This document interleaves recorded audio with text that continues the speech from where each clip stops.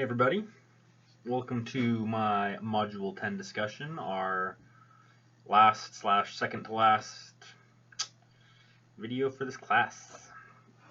So starting off with the first question, organizational knowledge needed to communicate to various publics through different ways. So a majority of this discussion starts on page 420, talking about like what is public relations, what are the steps, and who are our publics. Public relations have essentially four steps to them. There's the research, the planning, communication, and evaluation. Our publics can be understood as some resources that are not controlled by organizations. This is like being a stakeholder. So you can either be like an internal or an external stakeholder. I think that the information needed to understand how an organization best communicates and gathers information is through research and demographics and psychographics. You want to share the information for those who are going to see it through the medias that they would actually be able to see it on or they'd use to communicate through. For example, I would say that many younger kids that I've seen like in high school and stuff that I've worked at tend to use a lot of Snapchat and TikTok and Instagram. So I mean that would be the influence or the information that you would want to post or you'd want them to see. That would be the demographic of people ages 18 to 30 or whoever uses that. And then Facebook might be a media where information targets ages people say 40 to 60 or 20 to 60. And then newspaper might be something that you would only really put stuff in there for people who were like 40 to 80 or something. Like you can have the overlapping gaps because obviously people do different things and not everyone is like stuck in one demographic or another. But typically I feel like that's kind of where you would kind of fall into those lines. On page 422, there's a table that shows a nonprofit organization that's concerned about donations and how to reach out with those potential donors on the list.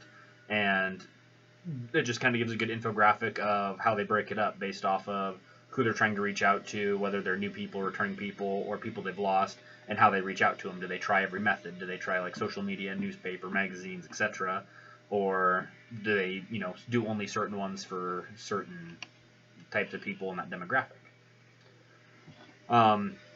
I think that the key difference between public relations and marketing is that ad marketing will use controlled media, and that starts on page 437. That is media the organization pays to control the content, placement, and frequency of its messages. And then I find this to be similar to public relations in the same way as you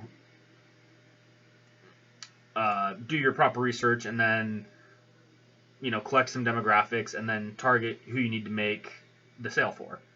So the way I put that is you wouldn't necessarily target a older 70-year-old about buying the latest iPhone because they're probably not going to use it or understand it, and thus they wouldn't buy it. It just doesn't make sense for them to do that. But that same ad you might want to target to someone ages 13 to 50 because they would actually use it, or they'd have a high chance of buying it because it's the latest and greatest and they just got to have it. High schoolers want stuff like that to show off to their friends. They want to show off it makes them feel cool, shows their status, however you want to word that. So I definitely think that, based off who media's target, and same thing, it also goes through, like I said above, for social media. You might put ads for like the newest iPhone on Snapchat and on their TikTok ads and on their Google searches and stuff. That's going to be the stuff that they're going to look at and see, and when it pops up they are probably going to be more interested than someone who's 70 years old, and they're going to click on it and be like, oh mom, or oh I got to go buy this right now because it's the latest and greatest. So it just kind of depends and where you fit and what demographic you fit in. And then propaganda is defined on page 442 as messages that encourage choosing without mindful deliberation. So in other words, persuasion encourages deliberation before choosing. Propaganda encourages choosing without deliberation.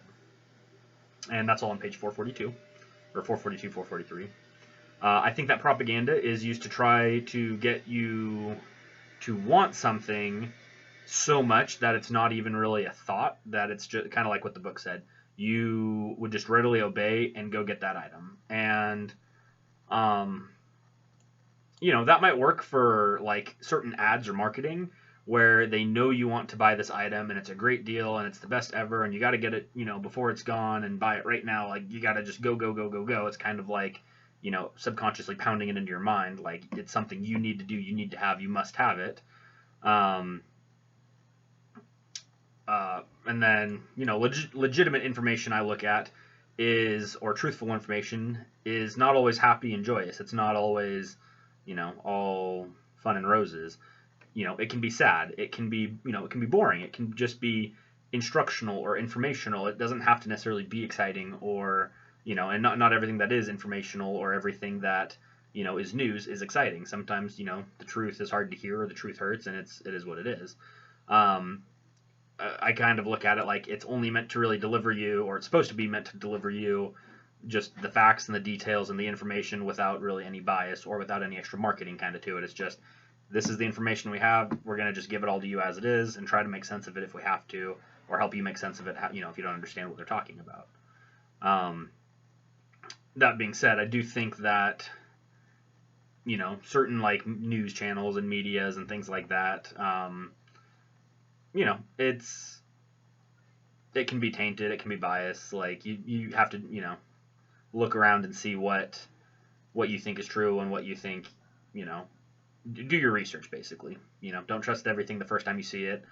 If it spikes your interest, go ahead and research it more and figure out what the truth is on your own terms. And the flip side of that too, I guess, or going along with that, is I think social media has tainted many people's relationships with both family and friends, only because of the mindset that I've seen a lot of is the mindset of, if you don't agree with me, then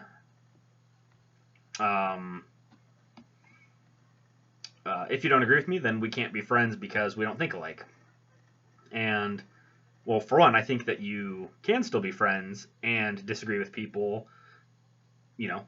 People have done it for forever. It's, you can do it.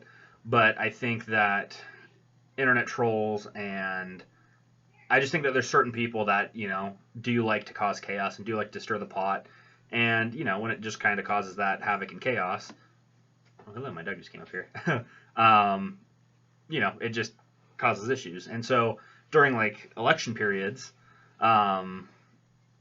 just that's an example that we've had recently. Look at like Twitter and Facebook and, or even just like see posts about the election and you'll just see people going at it in comment sections because they can't agree with each other and they can't, not be silent or not agree or not disagree, or that their statement has to be said, which is totally all good and fine.